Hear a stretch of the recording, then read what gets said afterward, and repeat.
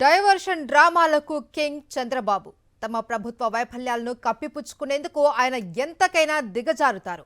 ప్రజల్లో ఆగ్రహం వెల్లువెత్తిన ప్రతిసారి ఏదో ఓ అంశాన్ని తెరపైకి తెచ్చి ఏదో జరిగిపోతోంది అన్న బిల్డప్ ఇచ్చి ప్రజల దృష్టి మరల్చేందుకు చంద్రబాబు ఎల్లో మీడియా ప్రయత్నిస్తూనే ఉంటుంది.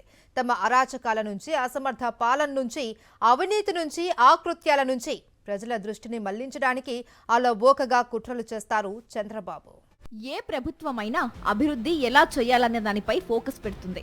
కానీ ఏపీ ప్రభుత్వం మాత్రం ప్రతిపక్షాలను ఎలా వేధించాలి అన్న దానిపై మాస్టర్స్ చేసింది. తప్పులపై తప్పులు చేయడం, వాటిని కప్పిపుచ్చుకునేందుకు వైఎస్ఆర్సీపీ నేతలపై బురద చల్లడం ప్రభుత్వానికి అలవాటుగా మారింది. గత 17 నెలల కాలం పాటు ఏపీలో జరుగుతోంది అదే. అడ్డంగా దొరికిపోయినా, కోర్టులు చివాట్లు పెట్టినా డైవర్షన్ పాలిటిక్స్ ని మాత్రం చంద్రబాబు పరుగులు పెట్టిస్తూనే ఉన్నారు. అందుకనుగుణంగా ఎల్లో మీడియా అచ్చోసిన అక్షరాలతో విషం కక్కుతూనే ఉంది. ప్రభుత్వం అధికారంలోకి వచ్చిన దగ్గర నుంచి తాజాగా జోగి రమేష్ అరెస్టు వరకు ప్రతిదీ కుతంత్రమే. ప్రజల్లో ఆగ్రహం పెళ్లుబుకుతోందని తెలియగానే ఏదో ఒక అంశాన్ని తెరపైకి తెచ్చి లేని కేసులు, సాక్ష్యాలు సృష్టించి వైఎస్ఆర్సీపీ నేతలపై కక్ష సాధింపులకు దిగుతున్నారు. అసలు సంబంధం లేని లిక్కర్ కేసులో జోగి రమేష్ ను అరెస్టు చేయడం కాశీబుగ్గ ఎపిసోడ్ లో తమ వైఫల్యం కప్పిపుచ్చుకోవడానికే అన్నది అందరికీ తెలిసిన రహస్యమే. అరాచకాలు, అవినీతి, అసమర్థ పాలన, లిక్కర్ మాఫియా, మైనింగ్ మాఫియా ఆకృత్యాలు, క్షీణించిన శాంతి భద్రతలు, కానరాని అభివృద్ధి, అతిగతి లేని సంక్షేమం, ఇలా చెప్పుకుంటూ పోతే ప్రభుత్వ వైఫల్యాల జాబితా కొండవీటి చాంతాడంత ఉంది. వీటన్నిటి నుంచి తప్పించుకోవడానికి గత 18 నెలలుగా ఏపీలో డైవర్షన్ స్కీమ్ అమలవుతోంది. ఇటీవల మోందా తుపానులో రైతులు నష్టపోయారు. ఆదుకోవడంలో ప్రభుత్వం అట్టర్ ఫ్లాప్ అయింది. దానిపై ప్రజలు ఆగ్రహంగా ఉన్నారు. ఈలోపు కాశీబుగ్గ తొక్కిసలాట ఘటనతో ప్రభుత్వం పరువు పోగొట్టుకుంది. దాని డైవర్షన్ లో భాగమే జోగి రమేష్ అరెస్ట్.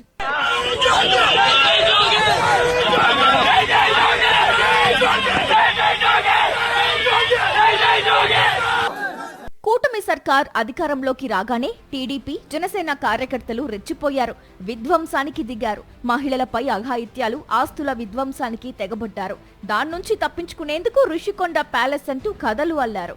2024లో విజయవాడని వరదలు ముంచేయడం వెనుక, లక్షల మంది ప్రజలు రోజుల తరబడి వరదల్లో అల్లాడిపోవడం వెనుక ఉన్నది చంద్రబాబు ప్రభుత్వ వైఫల్యాలు, తప్పిదాలే. వాటిని కప్పిపుచ్చుకోవడానికి విజయవాడ వరదల్లో ప్రకాశం బ్యారేజీని ఢీకొట్టిన బోట్లు కేంద్రంగానే పచ్చముఠా తమ డైవర్షన్ కుట్రని అమలు చేసింది. బోట్లు ప్రకాశం బ్యారేజీని ఢీకొట్టడం వెనుక వైఎస్ఆర్సీపీ కుట్ర ఉందంటూ బురద జల్లడం మొదలుపెట్టాయి. నిజానికి ఆ బోట్ల యాజమానులు టీడీపీ వర్గీయులే. వినుకొండలో రషీద్ హత్య, తల్లికి వందనంపై యూటర్న్, స్కిల్ స్కామ్ లో చంద్రబాబు ప్రమేయంపై ఈడీ ట్వీట్ తో ఉలిక్కిపడ్డ సర్కార్ మదనపల్లె ఫైల్స్, ధవళేశ్వరం ఫైల్స్ తెరపైకి తెచ్చింది. హామీల అమలు దగ్గర నుంచి శాంతి భద్రతల దాకా అనేక విషయాల్లో వైఫల్యాల్ని ప్రజలు నిలదీస్తారని భయపడ్డ చంద్రబాబు ప్రజల దృష్టిని మళ్లించడానికి అతి భయంకరమైన డైవర్షన్ కుట్రకి తెరతీశారు. ఏకంగా అఖిలాండ కోటి బ్రహ్మాండ నాయకుడినే అవమానించే పాపానికి ఒడిగట్టారు. తన రాజకీయ లబ్ధి కోసం కోట్లాది మంది భక్తులను తీవ్ర ఆవేదనకి గురిచేశారు. కానీ ఆ డ్రామా మిస్ఫైర్ అయ్యి చంద్రబాబుకే చుట్టుకుంది. కృష్ణా జిల్లా గుడ్లవల్లేరు ఇంజనీరింగ్ కాలేజీలో జరిగిన దారుణం చూసి దేశ ప్రజలు దిగ్భ్రాంతి చెందారు.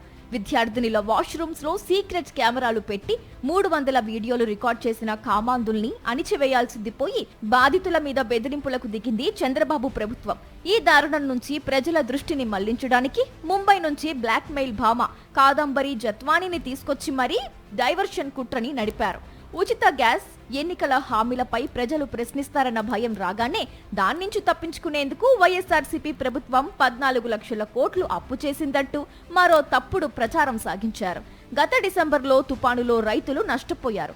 వారిని ఆదుకోవాల్సింది పోయి రేషన్ తనిఖీలన్నారు. సీజ్ ద షిప్ అంటూ మరో ఫెయిల్యూర్ డ్రామా నడిపారు.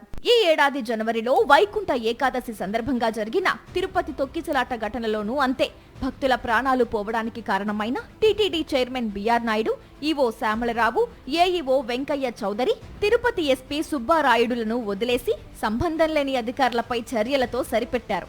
జనవరిలో Chandrababu Davos tour utter flop అయింది. దాన్నుంచి తప్పించుకోవడానికి ఏపీలో విధ్వంసం జరిగిందంటూ నీతి ఆయోగ్ చెప్పిందని మరో విష ప్రచారానికి శ్రీకారం చుట్టారు. ఫిబ్రవరిలో రిజిస్ట్రేషన్ ఛార్జీలు పెంచారు. దానిపై ప్రజాగ్రహాన్ని డైవర్ట్ చేయడానికి వల్లభనేని వంశీని అరెస్టు చేశారు. ముద్రగడ ఇంటిపై జనసేన కార్యకర్త దాడితో కాపుల్లో తీవ్ర ఆగ్రహం నెలకొంది.